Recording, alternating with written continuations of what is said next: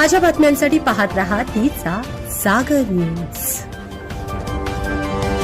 अजित पवारांच्या विमान अपघातावरून नवनवीन आरोप केले जात आहेत। रोहित पवारांनी अजितदादांचा घात झाल्याची शक्यता व्यक्त केली। रोहित पवारांच्या दाव्याला राष्ट्रवादीचे आमदार अमोल मिटकरी यांनीही दुजोरा दिलेला आहे।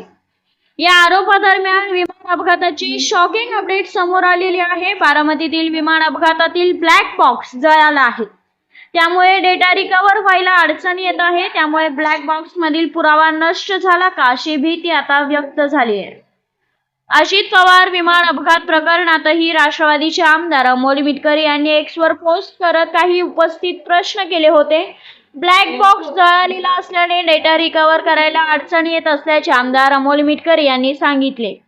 अमोल मिटकरी म्हणाले, आता ब्लॅक बॉक्स परदेशात रिकव्हर होणार आहे, त्यामुळे लवकरच विमान अपघाताची माहिती मिळणार असे समजते।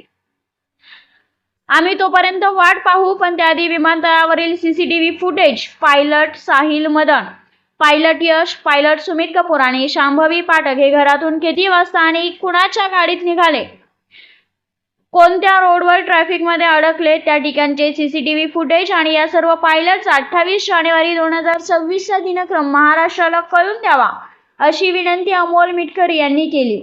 अजित पवार विमान अपघात प्रकरणात आता सगळ्यात महत्त्वाची अपडेट आहे ती म्हणजे विमानाच्या एअरवर्थीनेस म्हणजेच हवाई प्रवास क्षमता आणि विमानाची उड्डाण योग्यतेबाबत तपास होणार आहे। DGCA कडून विमानाच्या एअरवर्थीनेस आणि ऑपरेशनल कंडिशन बाबत समांतर चौकशी सुरू होणार आहे। तपासाअंती ते विमान उडण्यासाठी सुरक्षित होतं का? याबाबत स्पष्टता येणार आहे। या तपासणीला पुढील 10 ते 15 दिवस लागण्याची शक्यता आहे। तपास यंत्रणेकडून खासगी विमान कंपनीच्या विविध कागदपत्रांची पडताळणी देखील लवकरच होणार आहे।